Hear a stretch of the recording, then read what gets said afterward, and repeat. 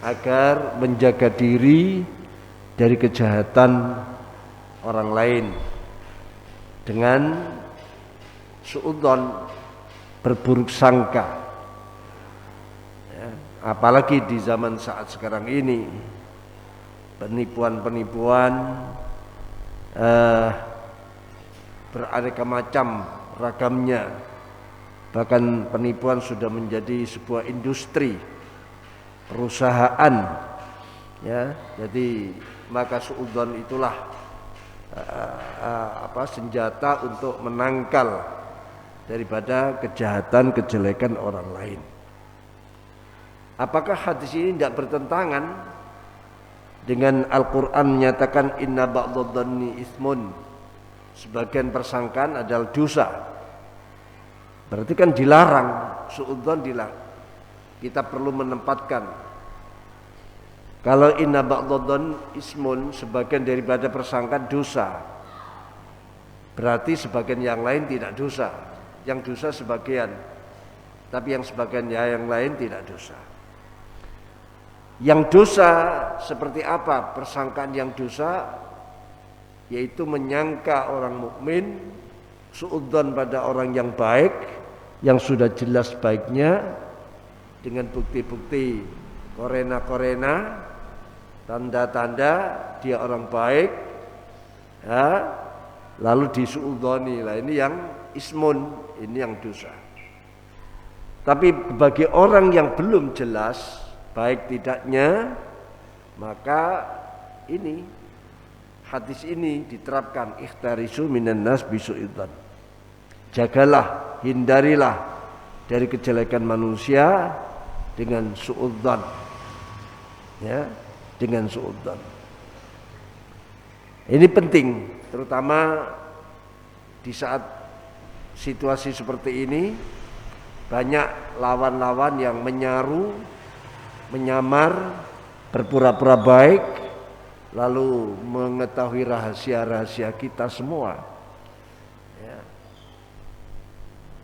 Sudah banyak terbukti orang yang kita kira baik ternyata dia jelek, pengkhianat, memang ingin menguras rahasia atau harta benda. Ya.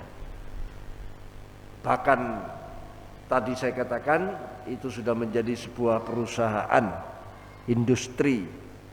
Ya, jadi mereka memang sudah menjadikan penipuan-penipuan itu menjadi penghasilan kehidupan mereka. Penghasilan mereka sudah tidak peduli, ya, menipu dan sebagainya melalui SMS, melalui telepon. Tengah malam ada telepon masuk, lalu di sana terdengar suara tangisan, lalu menyatakan bahwa anaknya terjadi kecelakaan. Ya, oleh karena itu butuh, sekarang sedang dibawa ke rumah sakit, butuh biaya yang sangat biaya segera untuk menyelamatkan ini. Orang yang ditelepon di tengah-tengah mimpi, di saat nyenyak tiba-tiba ada telepon yang menyedihkan, telepon kecelakaan, betapa bingungnya. Kadang tanpa pikir panjang langsung mentransfer uang kepada si penelpon tadi itu.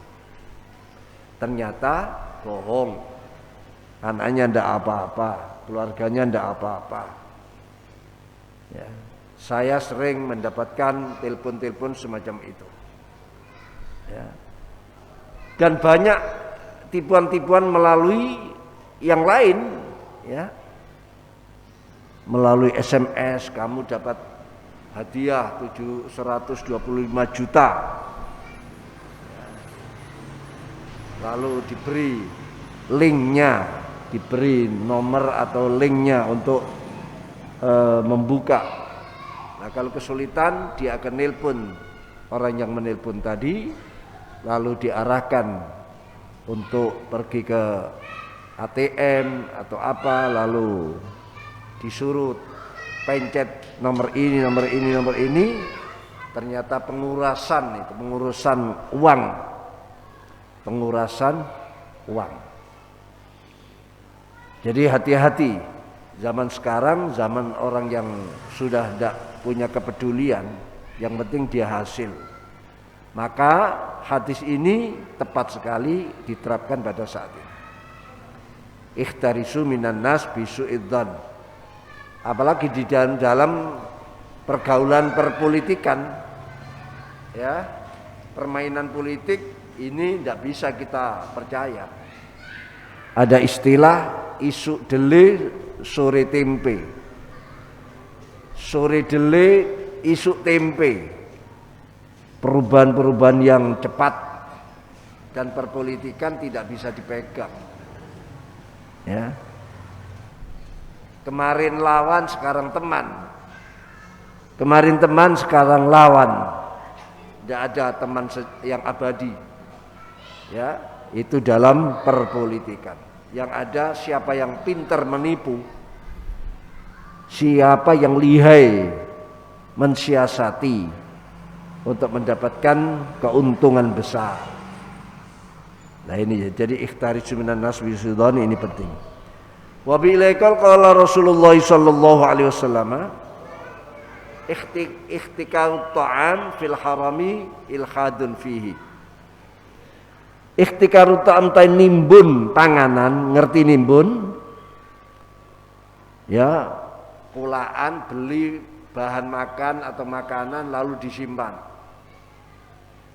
Ya, disimpan agar persediaan ini berkurang. Pasarnya kekurangan, akhirnya naiklah harganya. Setelah naik mahal, kalau dia sudah menganggap ini untung besar, baru dikeluarkan makanannya, sehingga dia mendapat keuntungan yang berlipat-lipat. Ini yang dimaksud nimbun bahan pokok pada umumnya. Ta'am yang dimaksud di sini bahan-bahan pokok. Adapun yang selain bahan pokok, ya selama tidak menjadi kebutuhan yang sangat untuk umat, ya tidak apa-apa. Ya. Jadi menimbun bahan-bahan pokok yang dibutuhkan oleh umat dalam rangka dia ingin mendapatkan keuntungan yang besar,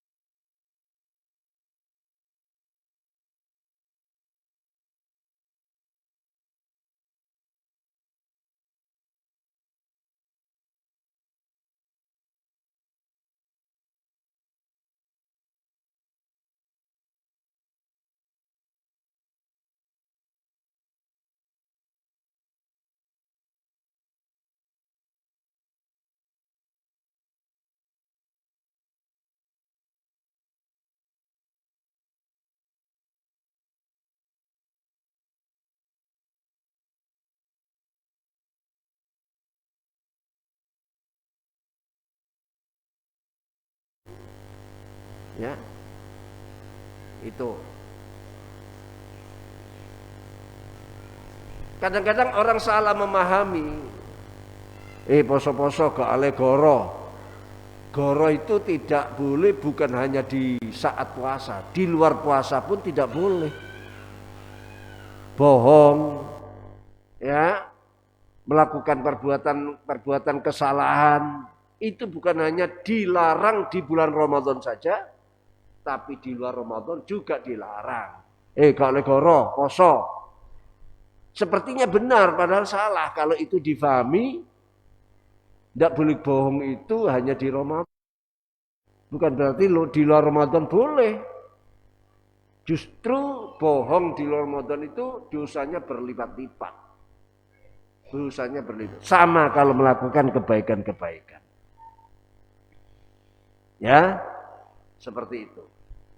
Nah, kota Makkah ini lipatannya ratusan ribu kali lipat.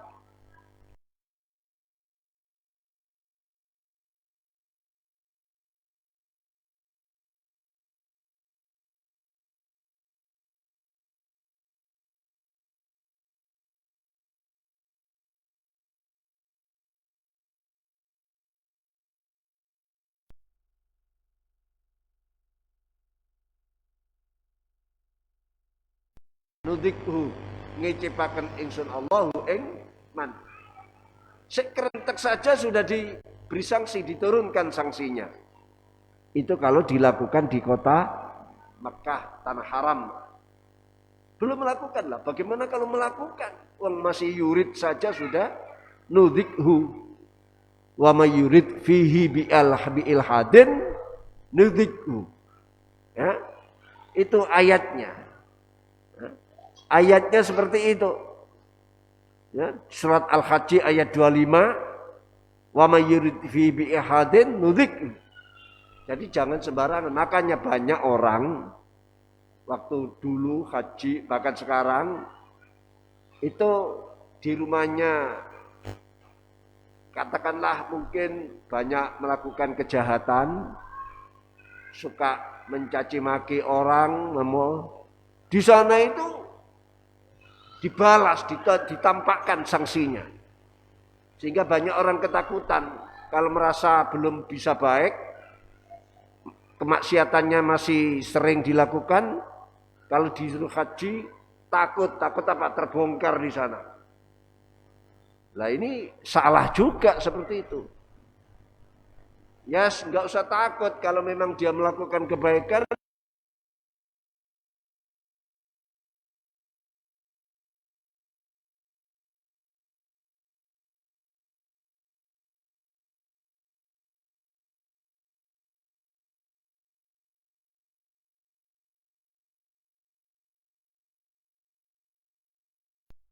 Boroknya terbongkar di sana.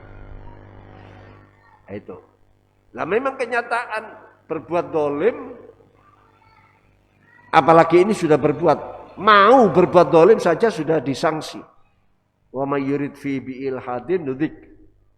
Barang siapa yang masih menghendaki loh ya. Saya pernah dulu waktu haji pertama, masih sendiri. Ketemu dengan orang waktu naik di Jabal Nur, Gua Hira, di atas puncak lalu melihat Mekah di sana.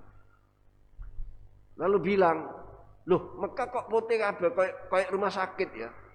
Komentar begitu. Loh Mekah kok kelihatan seperti rumah sakit kok, kelihatan putih. Seperti rumah sakit. Begitu selesai dia pulang, sakit dia, masuk rumah sakit. Nah seperti itu terjadi ya, dan sering terjadi karena memang Mekah ini tanah yang dimuliakan.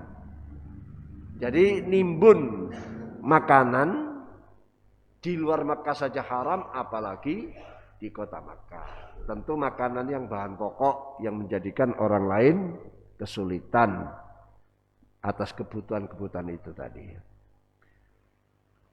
Wa bi ilaikal qala Rasulullah sallallahu ikhtikaru ta'ami bi Makkah ilhadun.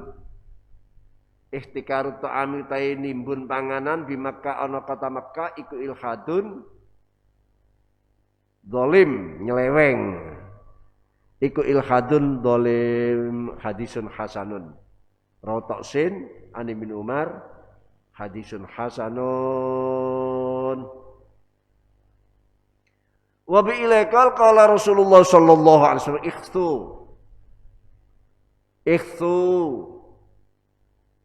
ikhtu at-turab fi wujuhil maddakhin.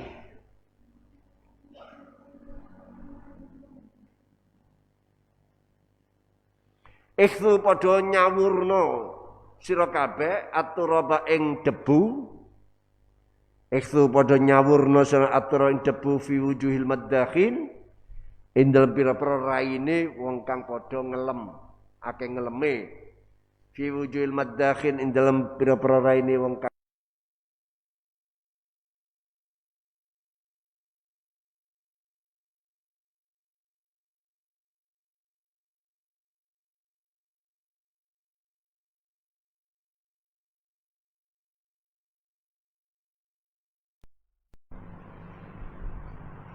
hadisun sahih.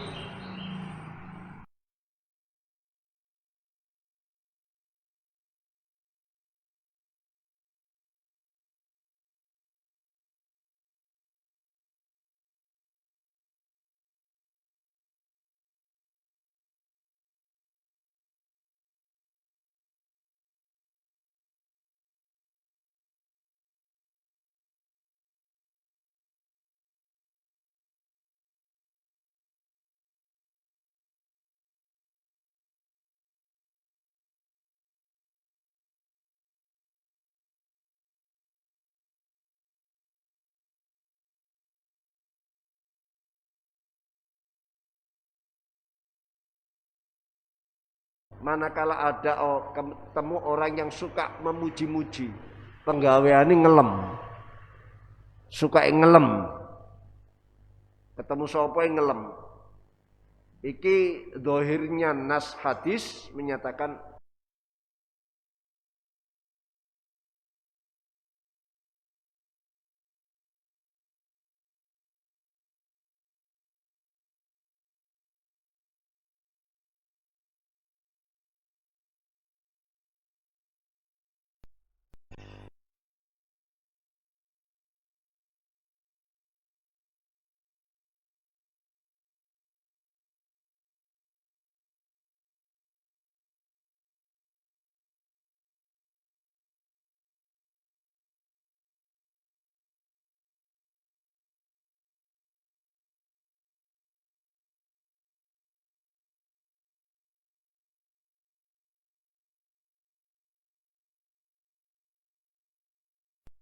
jangan diberi kesempatan kamu menanggapi dengan baik. Kecewakan dia.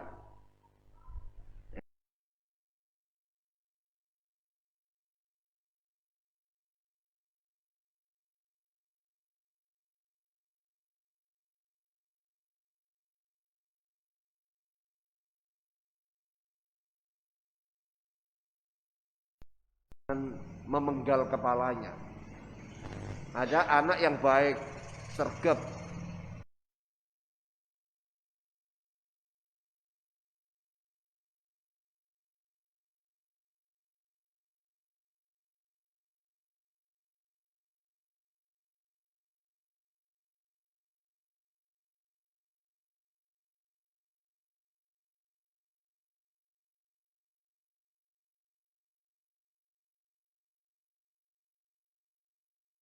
Akhirnya mandek di situ.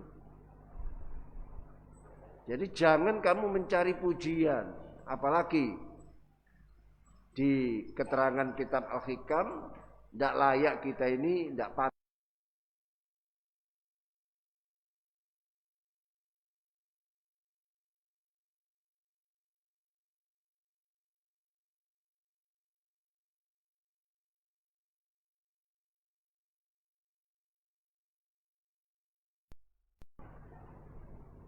Kita tidak punya apa-apa. Kebaikan-kebaikan kita itu anugerah Allah, sedekah Allah, hadiah Allah, dipuji. Kok seneng? Nah, ini berarti salah alamat ini, puji-pujian yang salah alamat. Mestinya dia malah tidak senang. Pokoknya hindari puji-pujian. Hindari ingin dipuji. Ya, jangan terpengaruh dengan artis, dengan bintang film yang memang mencari pujian. Ya, mencari pujian.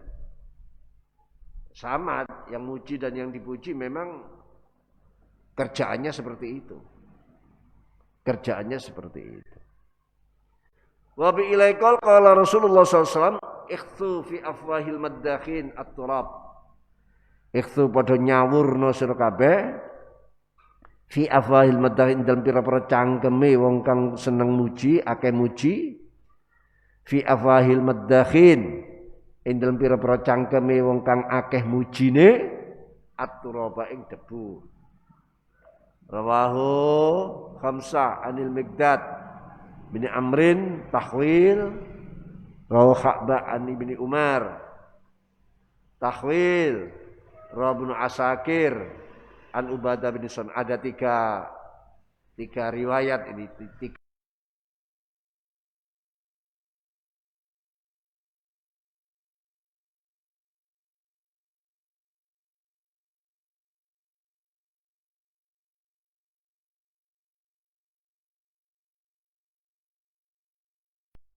Itu perintah menaburkan debu pada wajahnya orang yang suka memuji-muji.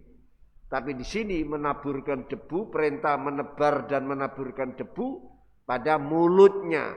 Memang pujian kan keluar dari mulut.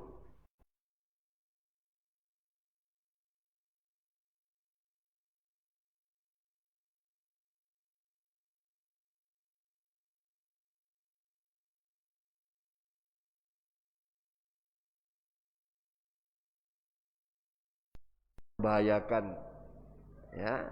Ada beberapa cara. Jadi di sini hanya sekadar menunjukkan beberapa model. Bisa wajahnya yang kamu lempar debu, kamu tutup dengan debu, bisa mulutnya.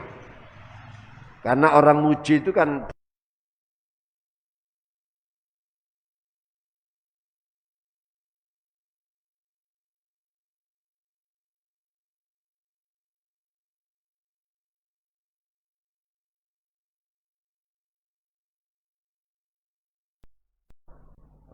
itu. Apalagi kalau diartikan pujian itu sama dengan memenggal kepala. Orang kalau sudah kena pujian, biasanya sudah mati cita-citanya, berhenti cita-citanya. Ya hanya berkutat di situ saja. Imam Ghazali radhiyallahu an menyatakan pujian itu ada 6 penyakit. Di dalam pujian ini mengandung 6 penyakit. Yang 4 penyakit kembali pada yang muji. Yang suka-suka muji ini penyakitnya 4. Yang 2 yang dipuji. 4 yang memuji terkena penyakit pujian itu. 1, orang yang memuji itu biasanya kelewatan, menambah-nambah. Jadi ngelem ditambah-tambah. Jadi melampaui batas. Sehingga menyebut apa-apa yang tidak pernah dilakukan oleh orang yang dipuji disebut situ. Itu kelakuan orang yang muji. Sehingga dia masuk kadzab. Orang yang muji ini bisa dikategorikan sebagai orang pembohong karena melampaui batas, menambah-nambah.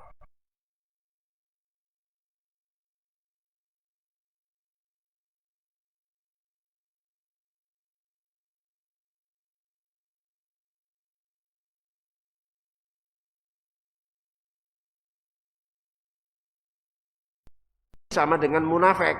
Nah ini orang munafik itu lesannya bicara A, hatinya bicara B. Itu munafik. Sudah pembohong, munafik, ya. Atau orang muji ini mengungkap sebuah kebaikan yang dia sendiri belum tahu, belum tahqiq, belum tahakkuk, belum menyatakan kebaikan yang dipujikan. Berarti hanya kira-kira. Ya. Berarti hanya kira-kira. Lah kalau kira-kira saja sudah dilakukan, berarti dia melakukan perbuatan yang melampaui batas. Barang sik kira-kira kok disampekno. Nah, ya. Nah ini. Itu jadi orang-orang yang melampaui batas.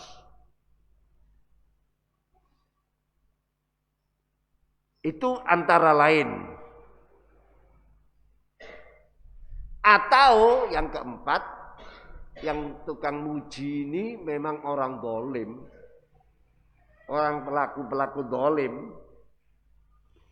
Hanya dia ingin menggembirakan yang dipuji, tapi dengan cara dolim. Ya, berarti ya membungakan, menggembirakan orang lain dengan dolim, kedoliman, ya berarti ya dolim. Adapun yang dua bagi mereka yang dipuji, cacatnya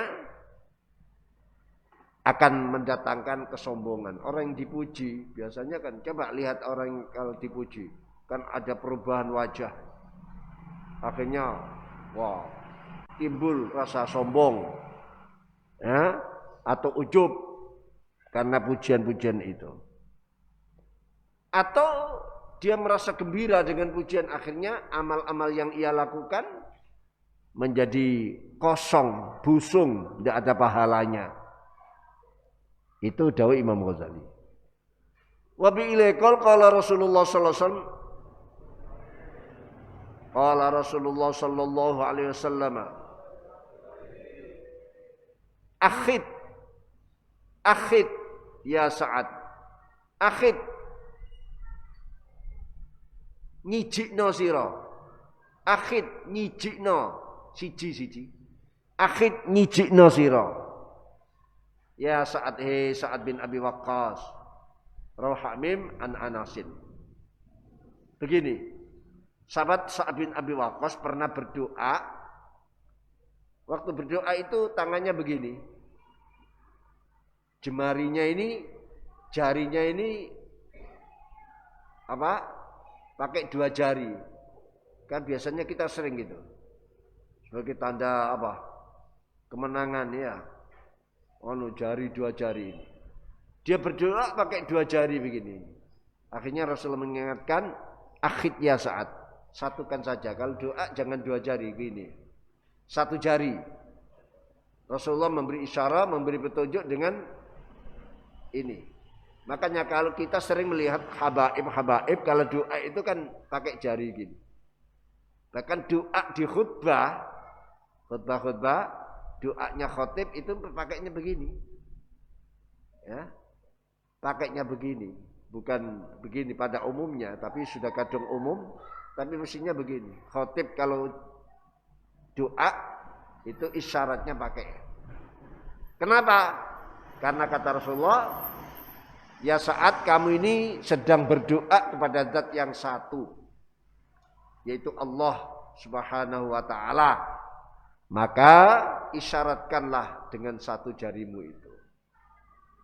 Makanya disebut jari ini kan musabbihah.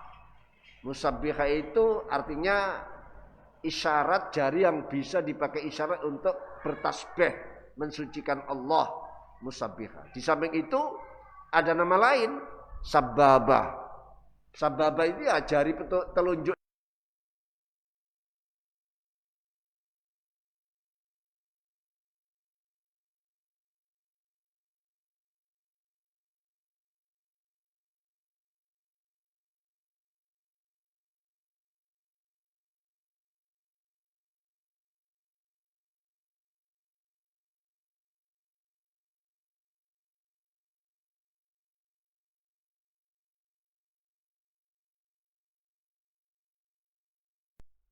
Ditegur oleh Rasulullah SAW, satu jari saja, akhid. Ya, dari wakhdah. Akhid ini dari masdar wakhdah. Akhid, hamzanya gantian daripada waw. Ya.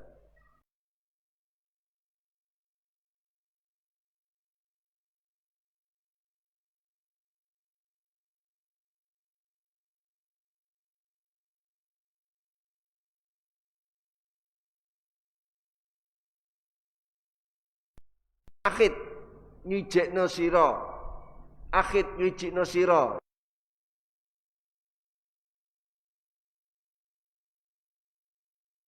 Penting berarti ini, sesuatu yang diulang menunjukkan penting, ya. Rawahu dal nun kaf an Sa'din bin Abi Waqqas. Hadis hasan menurut Imam Tirmidzi, hadis sahih menurut Imam Hakim, ya. Rota Tirmidzi nun kaf Imam Hakim an Abi Hurairah. Jadi Imam Tirmidzi dan Imam Hakim ini kesimpulannya menganggap hadis ini bisa dipakai hujjah karena Tirmidzi menyatakan hadis hasan, Imam Hakim menyatakan hadis ini hadis yang sahih. Hadis yang sahih. Nah, jadi ya penting ya. Jadi begitu. Jadi kamu jangan heran kalau ada khatib waktu berdoa sambil menunjukkan ini, jarinya ini. Jari petunjuk. Ya memang seperti itu. Doa istisqa, doa khutbah itu biasanya begini doanya. Nah, yang biasanya sering praktek itu para habaib. Kalau orang Jawa jarang. Doa semua begini kan ya. Ini punya falsafah yaitu mensucikan Allah, dan Allah itu zat yang satu, maka diberi lambang seperti ini. Satu. Jadi Allah maghfir lil mu'minin wal mu'minat. Tapi karena tidak biasa, kadang ya tidak biasa. Kalau saya begini nyamar ya, satunya yang gini, nyamar. Karena orang tidak biasa. Untuk di hati loh, doa kok begini. Ini aliran sesat ini. Nah, nanti malah dianggap aliran sesat. Wabila qala Rasulullah sallallahu alaihi wasallam, Uhudun tai gunung Uhud. Uhudun tai gunung Uhud iku jabalun gunung. Yuhibbu kang demen apa jabalna ing kita, wa nuhibbu lan demen kita ing jabal. Rauha an Sa'al bin Abi bin Sa'din, tahwil rauta an Anasin, tahwil rauha mim to'ba wadhiya an Suwaid bin Amir al-Ansari.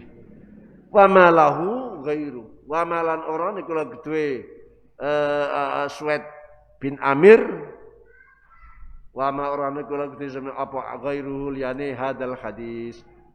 Hadisnya Suwaid bin Amir ini ya hanya ini. Hadis ini saja. Nah.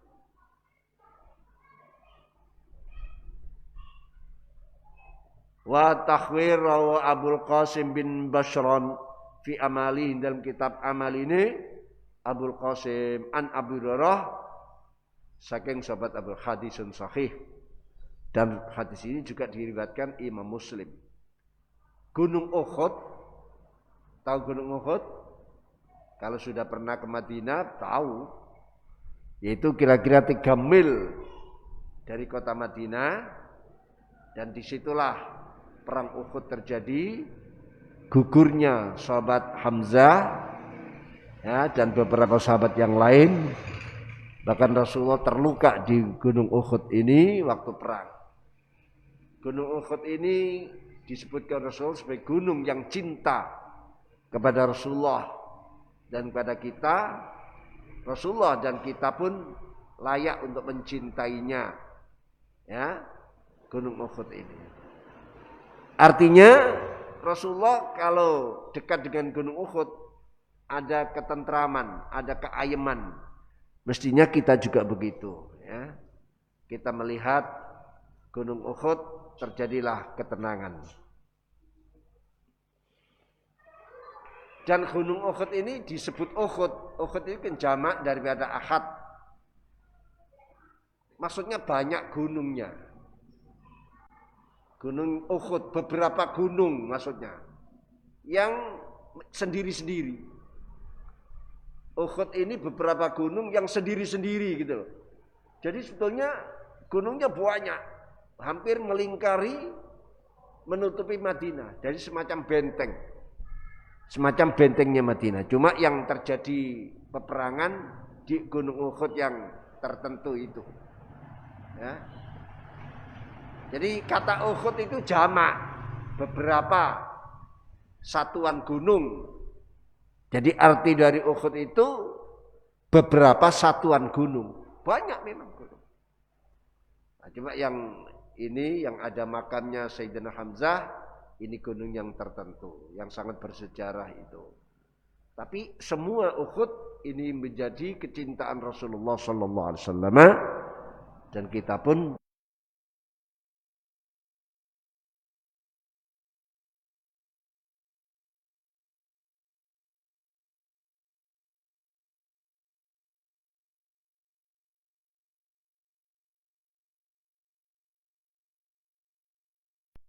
Gunung Uhud iku jabalun gunung yuhibbu kang demen apa jabalna ing kita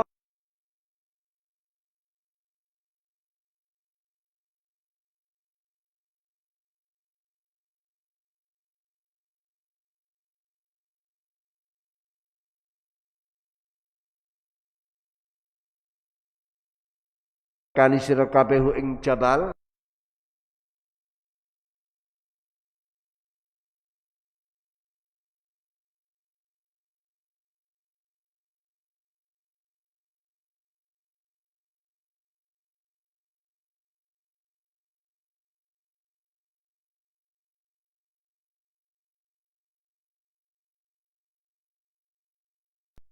ngano sira kabeh min syajari sangka wit-witane Uhud.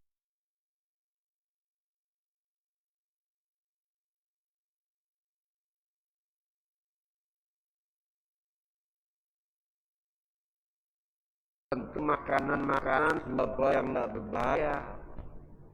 Ya, justru makan ini buah-buah yang tidak racun, tidak berbahaya.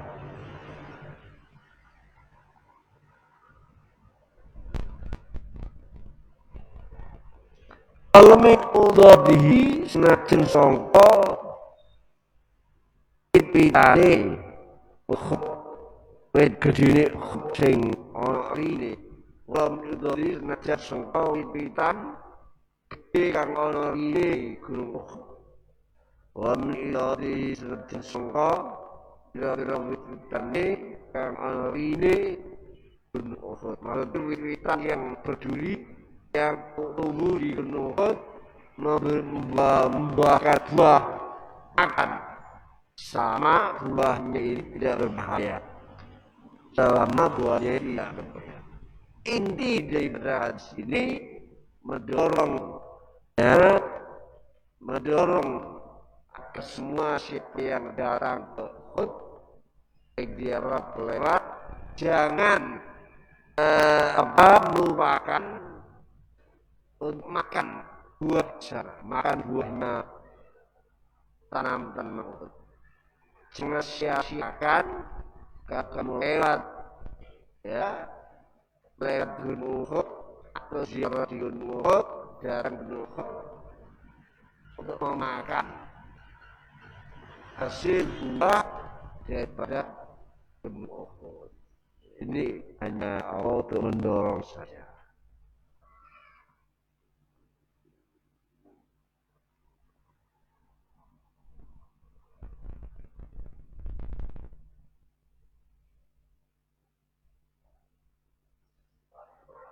Uhud rukun arkan jannah wallahu a'lam bishawab.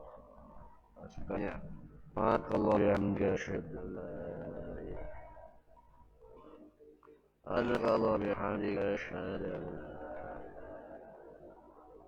Allah bihamdika syahadu la ilaha rabbika bil izzati amma yasifun salamun alal mursalin